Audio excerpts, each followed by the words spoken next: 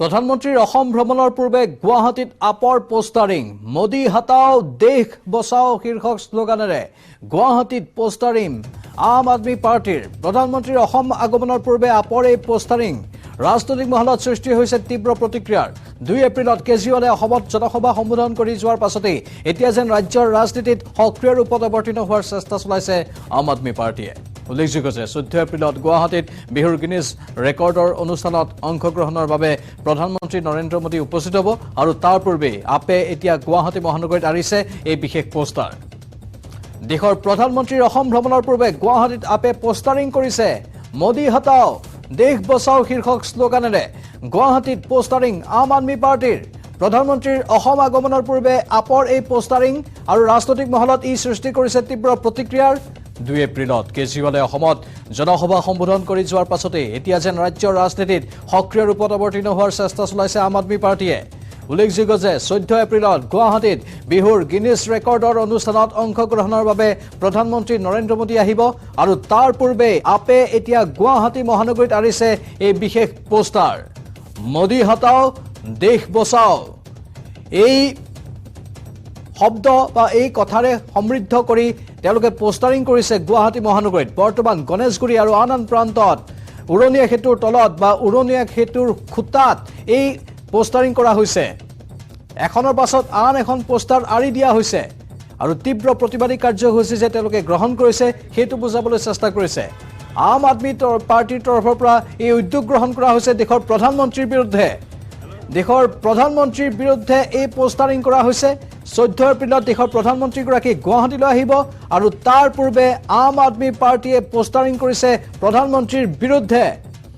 কিছু দৃশ্য আমি দেখুৱাবলৈ চেষ্টা কৰিম আমাৰ সাংবাদিকে তথ্যবোৰ সংগ্ৰহ কৰি আছে বিভিন্ন জনৰ সৈতে কথাও পাতিব আৰু দৃশ্যও দেখুৱাব ক'ত পোষ্টাৰিং কৰা হৈছে সেয়া আপোনালোকে দেখিবলৈ পাব গুৱাহাটী মহানগৰীৰ বিভিন্ন প্ৰান্তত পোষ্টাৰিং কৰা হৈছে নিশাৰ ভাগতে এই পোষ্টাৰিং হয়তো কৰা হৈছে আৰু পুৱাৰ ভাগত এইসমূহ দৃশ্য সন্মুখলৈ আহিছে আম আদমি পাৰ্টিয়ে ব্যাপক ৰূপত প্ৰতিবাদী কাৰ্যসূচী গ্ৰহণ কৰাৰ ইতিমধ্যে হুংকাৰ দিছিল প্ৰধানমন্ত্ৰীৰ বিৰুদ্ধে আৰু পোষ্টাৰিঙৰ জৰিয়তে সেইবোৰ কাৰ্যসূচী তেওঁলোকে আৰম্ভ কৰিছে প্ৰধানমন্ত্ৰীৰ অসম ভ্ৰমণৰ পূৰ্বে গুৱাহাটীত আপৰ পোষ্টাৰিং মোদী হটাও দেশ বচাও শীৰ্ষক শ্লোগানেৰে গুৱাহাটীত পোষ্টাৰিং আম আদমি পাৰ্টিৰ প্ৰধানমন্ত্ৰীৰ অসম আগমনৰ পূৰ্বে আপৰ এই পোষ্টাৰিং বিশেষকৈ ৰাজনৈতিক মহলত ই সৃষ্টি কৰিছে তীব্ৰ প্ৰতিক্ৰিয়াৰ 2 এপ্ৰিলত কেজৰিৱালে অসমত জনসভা সম্বোধন কৰি যোৱাৰ পাছতে এতিয়া যেন ৰাজ্যৰ ৰাজনীতিত সক্ৰিয় ৰূপত অৱতীৰ্ণ হোৱাৰ চেষ্টা চলাইছে আম আদমি পাৰ্টিয়ে ইয়াৰ দৃশ্য দেখুৱাইছো উৰণীয়া সেতুৰ তলৰ এই স্থানত বিশেষকৈ উৰণীয়া সেতুৰ খুঁটাবোৰত এই পোষ্টাৰিং কৰা হৈছে মুঠতে গুৱাহাটী মহানগৰীৰ কেইবাটাও প্ৰান্তত আম আদমি পাৰ্টিয়ে এনেধৰণে পোষ্টাৰিং কৰিছে দেশৰ প্ৰধানমন্ত্ৰীৰ বিৰুদ্ধে এখন দুখন নহয় বহুকেইখন পোষ্টাৰ একেলগে মোদী হটাও দেশ বচাও শ্লোগানেৰে এই পোষ্টাৰিং কৰা হৈছে আমাৰ জ্যেষ্ঠ সাংবাদিক বিপুল বৰ্মন লাইভত আছে বিপুল বৰ্মন পোনপটীয়া সম্প্ৰচাৰত গৈছো হয় এই মুহূৰ্তত মই পুনে দেখুৱাইছোঁ যে এই ধৰণে উৰণীয়া সেতুত আমাৰ কেমেৰাৰ পাছত দেখুৱাই আছে যে উৰণীয়া সেতুত দেখিছে যে মোদী হটাও দেশ বচাও আম আদমি পাৰ্টিৰ দ্বাৰা সমগ্ৰ গুৱাহাটী মহানগৰীতে এই ধৰণে পোষ্টাৰিং কৰা হৈছে ৰঙা পোষ্টাৰিং বগাকৈ লিখিছে যে মোদী হটাও দেশ বচাও এয়া কোনো বেনামীভাৱে লিখা নাই আম আদমি পাৰ্টিয়ে লিখিছে আচলতে বহুতে ভাবিছিলে যে ইয়াতে কোনো দল সংগঠনৰ নাম নাই নেকি কিন্তু স্পষ্টকৈ লিখা আছে আমি আকৌ জুম কৰি দেখুৱাম যে আম আদমি পাৰ্টিৰ দ্বাৰা প্ৰচাৰিত আৰু দেখিছে আম আদমি পাৰ্টিৰ দ্বাৰা প্ৰচাৰিত বুলি আৰু দেখিছে তেওঁলোকে যে মোদী হটাও দেশ বচাও লোকসভা নিৰ্বাচন সমাগত আৰু লোকসভা নিৰ্বাচনৰ প্ৰাক মুহূৰ্তত তেওঁলোকে বিচাৰিছে যে মোদীক এই প্ৰধানমন্ত্ৰী আসনৰ পৰা আঁতৰাব লাগে আৰু দেশখন বচাব লাগে আমাৰ লগত আম আদমি পাৰ্টিৰ যুৱ নেতা উপস্থিত আছে আপুনি অকণমান ইফালে আগবাঢ়ি আহক আমি তেখেতৰ পৰা জানো আপোনালোকে গোটেই গুৱাহাটী মহানগৰীত পোষ্টাৰিং কৰিছে অকণমান জনাওকচোন কি কৰোঁ আমি চাওক এটা চবতকৈ মতন লৈছোঁ মোদী হটাও দেশ বচাও কিয়নো নৰেন্দ্ৰ মোদী ডাঙৰীয়া যিখিনি আছিলে আমাৰ ভাৰতবৰ্ষত 10 বছৰ হ'ব হ'ল তেওঁ কি কাম কৰিছে একো কাম কৰা নাই তেওঁ দামী চুট পিন্ধি বিদেশ ভ্ৰমণ কৰে দামী হেৰি কৰে গোটেইখিনি তেওঁ আমাৰ কাৰণে তেওঁ গোটেইখিনি পৃথিৱী ঘূৰি আছে এতিয়া আমি এটা কথা ক'ব বিচাৰিছোঁ আমাৰ ইয়াত কিমান নিবনুৱা আছে নিবনুৱাসকলৰ সমস্যা সমাধান কৰিব নোৱাৰে ছেকেণ্ডতে মূল্যবৃদ্ধিয়ে মানুহে ইমানেই কোমা কৰিছে যে একাপ লাল চাহ খাবৰ কাৰণে হয়তো আমি নিজে হেৰি কৰিবৰ কাৰণে বহুত বহুত হেৰি হৈছে আৰু যিটো দামী ড্ৰেছ পিন্ধে যিটো দামী ড্ৰেছৰ কথা কৈছে সেইটো আপুনি গেছৰ চিলিণ্ডাৰ কথা কৈছিলে গেছৰ চিলিণ্ডাৰ পেট্ৰল ডিজেল মূল্য আমাৰ দৈনন্দিন জীৱনত যিখিনি বস্তু লাগে গোটেই বস্তু এনেকুৱাকৈ মূল্য বৃদ্ধি কৰিছে সেই আপোনালোকে ক'ত ক'ত পোষ্টাৰিং কৰিছে এতিয়া আমি গোটেই গুৱাহাটী চহৰত আমি প্ৰস্তাৱিত কৰিছোঁ আৰু আগলৈও কৰি যাম এই ক্ষেত্ৰত বৰ্তমান আমাৰ যোনটো জইণ্ট কোঅৰ্ডিনেটৰ কমল কুমাৰ মেধিৰামৰ এখন প্ৰেছ মিট দিছে প্ৰেছ মিটত সকলোখিনি কথা বুজাই ক'ব কোনকেইটা পইণ্টত আপোনালোকে পোষ্টাৰিং কৰিছে মোদী হাতাও দেশ বচাও এইটোৱে আমাৰ মানে জনতা ভৱনৰ দেৱালতো কৰিছে জনতা ভৱনৰ দেৱালটো কৰা হৈছে আপোনালোকে তাত কি বিচাৰিছে আগতো লোকসভা নিৰ্বাচনত মানে প্ৰধানমন্ত্ৰী হিচাপে থাকিব নালাগে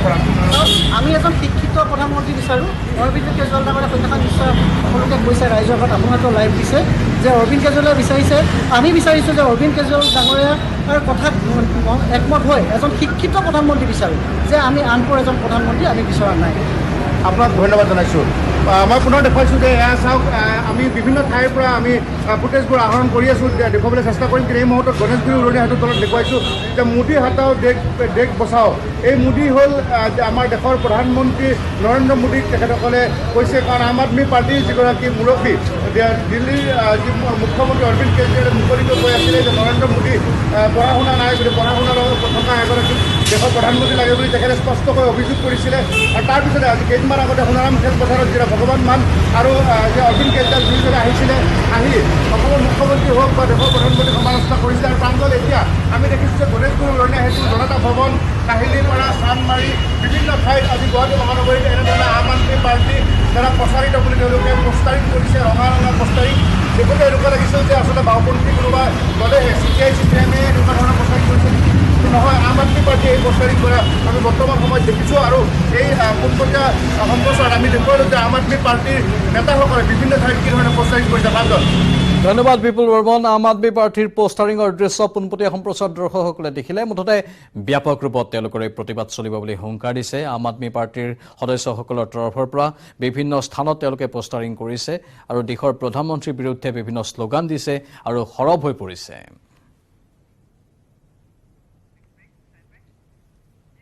আৰু বাতৰিত পুনৰ সময় হ'ল বাণিজ্যিক বিৰতিৰ কেৱল ষ্ট্ৰং নহয় মাইথান ষ্ট্ৰং মাইথান ষ্টীল নিৰ্মাণৰ মানদণ্ড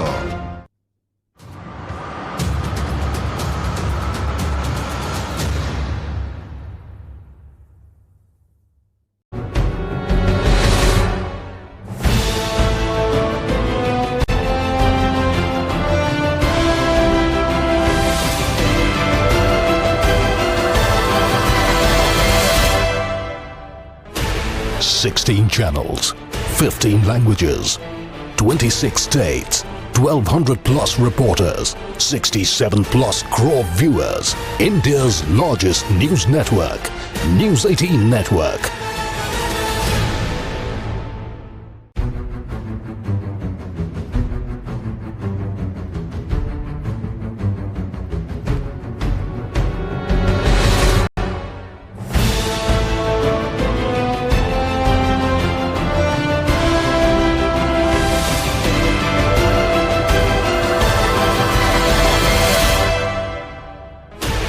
Sixteen channels, 15 languages,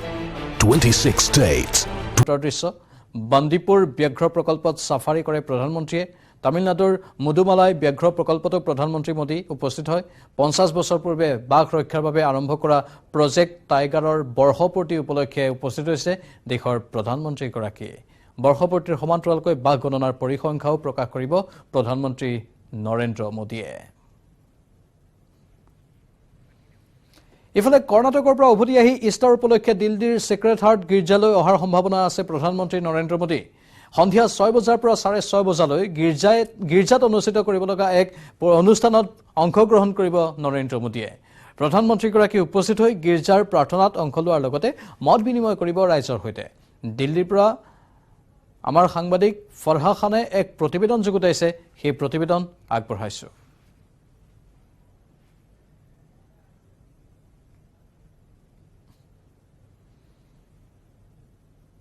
इस वक्त मैं गोल्ड डाकखाना स्थित सेक्रेड हार्ट चर्च में हूं और इस ईस्टर को और खास बनाने के लिए देश के प्रधानमंत्री नरेंद्र मोदी यहां पर आज शाम 6 बजे आ सकते हैं। ऐसा यहां के चर्च के सूत्रों ने बताया है कि आज शाम 6 बजे जो है वो यहां पर आएंगे और आज सुबह ही देशवासियों को ईस्टर की शुभकामनाएं भी जो है वो पीएम ने दी थी और उसके बाद जो है वो यहाँ के चर्च के सूत्रों ने बताया है कि आज शाम को 6 बजे एक प्रोग्राम होना है जिसमें आधे घंटे के लिए आएंगे और ये जो कैंडल्स जलाने की प्रथा है इसको पूरा करेंगे, यहाँ के सारे लोगों से मिलेंगे और प्रेयर में शामिल होंगे। देखिए साफ तौर पर सबका साथ सबका विकास एक जो मैसेज है कि सारे फेस्टिवल्स में जो एक एकता है उसको दर्शाने के लिए यहाँ पर मौजूद होंगे। और इससे पहले भी मलंकारा ऑर्थोडॉक्स सीरियन चर्च के प्रमुख बसेलियोस मार्टिडम मैथड्यूस से जो है वो प्रधानमंत्री ने मुलाकात की थी और अब ये माना जा रहा है कि यहाँ भी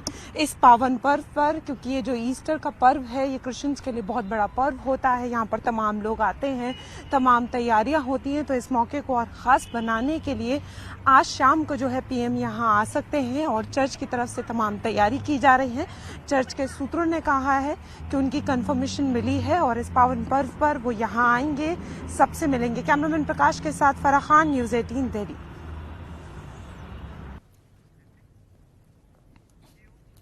হেঁপাহৰ ৰঙালী বিহুলৈ মাজত মাত্ৰ কেইটামান দিন চৰিখে ঢোলৰ গুমগুমনি এক প্ৰকাৰ গাত তত নোহোৱা হৈছে নাচনী ঢুলীয়াৰ। গহপুৰৰ বালিজান বিলতীয়াত জোনাকী নাট্যগোষ্ঠীৰ উদ্যোগত বিহু নাচৰ কৰ্মশালা অনুষ্ঠিত হয়। বহুসংখ্যক কণ কণ ঢুলীয়া নাচনীয়ে অংশ লৈছে এই কৰ্মশালাখনিত।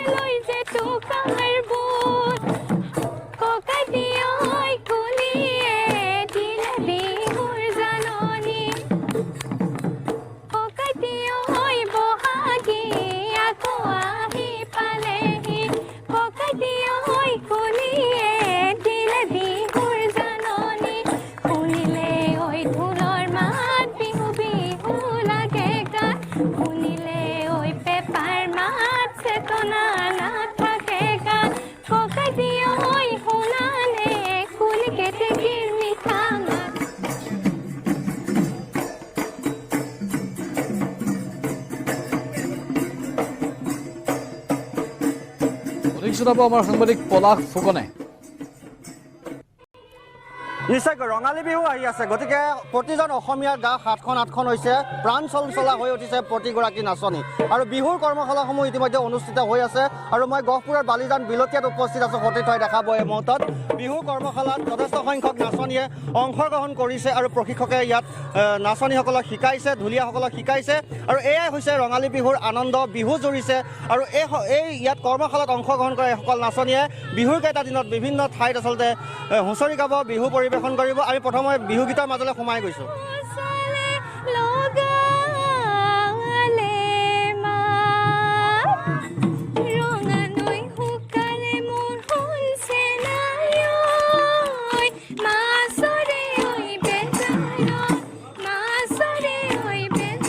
এয়া আছিল গহপুৰৰ পৰিৱেশ আৰু ইয়াৰ লগে লগে সময় হৈছে এতিয়া বাতৰি বিদায় লোৱাৰ। নমস্কাৰ।